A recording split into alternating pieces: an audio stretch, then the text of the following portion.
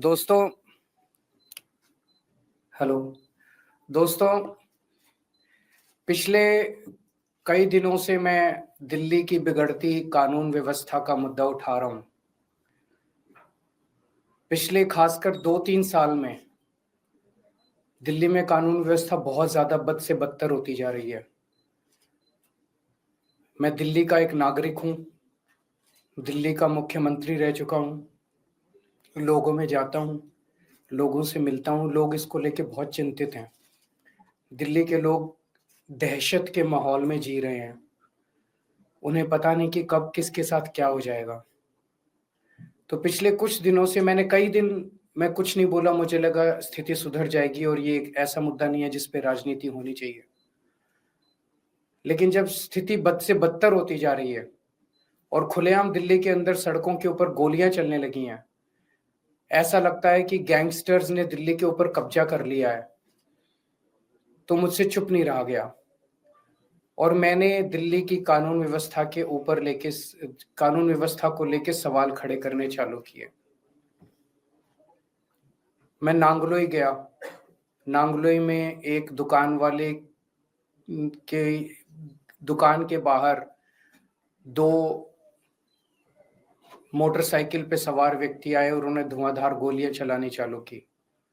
मैं नांगलोई गया, मुझे नांगलोई जाने से बीजेपी का कार्यकर्ताओं ने रोका, मुझे रास्ते में ही रोक दिया, मुझे जाने नहीं दिया, पता नहीं क्यों। पूरे दिल्ली के अंदर आज बिजनेसमैन डर के माहौल में जी रहा है। उसे फिरौती की कॉल आती है, अगर वो फिरौती नहीं देता तो थोड़े दिन के बाद उसके दुकान के सामने शूट आउट हो जाता है, एक मैसेज देने के लिए, संदेश देने के लिए कि अगर तूने नहीं किया तो तेरे साथ कुछ भी हो सकता है। आज बिजनेसमैन को ये नहीं पता मैं सुरक्षा के लिए कहां जाऊं। कल मैं पंचशील एनक्लेव गया।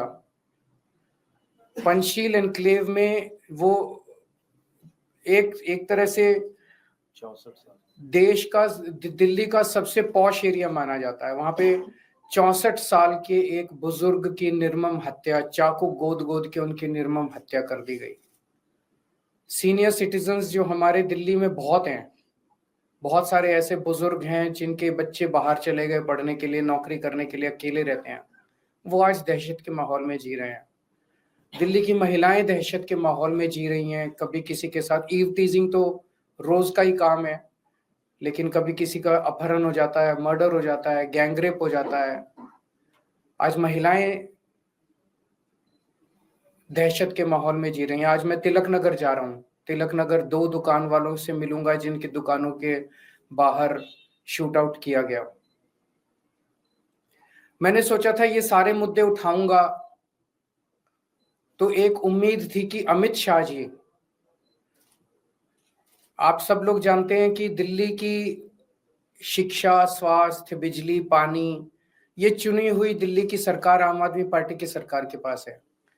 लेकिन दिल्ली की सुरक्षा, दिल्ली की कानून व्यवस्था, दिल्ली के लोगों की सुरक्षा जो है वो केंद्रीय गृह मंत्री के सीधे अंडर में आती है, अमित शाह जी के अंडर में आती है। तो मुझे उम्मीद थी कि मेरे मुद्दे उठाने पे अमित शाह जी कुछ कार्रवाई करेंगे, अमित शाह जी बलात्कारियों को पकड़ेंगे, अमित शाह जी गैंगस्टर्स को पकड़ेंगे, अमित शाह जी पुलिस को बोलेंगे कि इस तरह की घटनाएं अब नहीं होनी चाहिए, अमित शाह जी कठोर कदम उठाएंगे, ठोस कदम उठाएंगे जिससे दिल्ली वासियों को कुछ सुकून मिलेगा। लेकिन इसकी बजाय हमने देखा कि कल मुझ पे हमला करवा दिया गया। मैं पदयात्रा में जा रहा था, मेरे ऊपर एक लिक्विड फेंका गया। वो लिक्विड हार्मलेस था, लेकिन वो हार्मफुल भी हो सकता था। कल हमारे एक एमएलए को गिरफ्तार कर लिया गया। उस एमएलए का कसूर ये था कि वो एमएलए भी इस किस्म के गैंगस्टर्स का विक्टिम था। उसके पास भी फिरौती की और अलग अलग तरह से गैंगस्टर्स की कॉल्स आ रही थी। आज से 1.5-2 साल पहले उसके पास कई सारी कॉल्स आई, जिसकी बाकायदा उसने लिखित शिकायत दिल्ली पुलिस को की कि मेरे पास कपिल सांगवान उर्फ नंदू नाम के गैंगस्टर की बार बार कॉल्स आ रही हैं, मुझे धमकियां मिल रही हैं, मेरे परिवार को धमकियां मिल रही हैं, मुझे उनसे बचाइए। मैं उनके एक कंप्लेंट, आप उनकी कंप्लेंट सुनोगे तो आपका भी दिल पसीज जाएगा। जो उन्होंने पुलिस को कंप्लेन की है, मैं उस कंप्लेन के कुछ हिस्से पढ़ के सुनाना चाहता हूँ। ये कंप्लेन उन्होंने की है धालीवाल साहब, जो कि स्पेशल कमिश्नर ऑफ पुलिस हैं, उनको कंप्लेन की है। सब्जेक्ट है complaint against Shri Kapil Sangwan alias Nandu of Nandu gang and his brother for extending threats of life for the purpose of extortion. इसमें वो लिखते हैं ऑन 23 मई 2023, आज से 1.5 साल पहले, I received a WhatsApp call from mobile number so and so and also from mobile number so and so from a person who introduced himself as Kapil Sangwan alias Nandu of Nandu gang. And in the said call, he threatened to follow his commands and dictates, failing which he will kill me and my family. To instill serious fear in my mind, he even disclosed the whereabouts of my son. उसने बताया कि तेरा बेटा इस वक्त यहाँ है, अगर तू हमारी बात नहीं मानेगा तो तेरे बेटे के साथ कुछ भी हो सकता। He even disclosed the whereabouts of my son who is living abroad and also disclosed whereabouts of my other family members. Since then, he has called me around 35 to 40 times from the said mobile numbers for the purpose of threatening and extortion. Kapil Sangwan alias Nandu further threatened that he has been giving threats and extortion calls to his potential targets to extract money from them, for which he wants me to act as per his dictates and commands to collect money from his potential targets and hand over to his men. कि फलाने फलाने लोगों से तू पैसे इकट्ठे करके ला और मेरे को हैंड ओवर कर। Since I refused to do so and disconnected his phone, Kapil Sangwan has given WhatsApp call to me number of times and has been pressing for his above said illegal demands and dictates, and has finally conveyed in his last call that he has started extortion calls using my name also. In planning of extortion from his potential targets, Kapil Sangwan wants me to contact his potential targets to convey message of extortion for demand of money and to collect extortion money from his targets.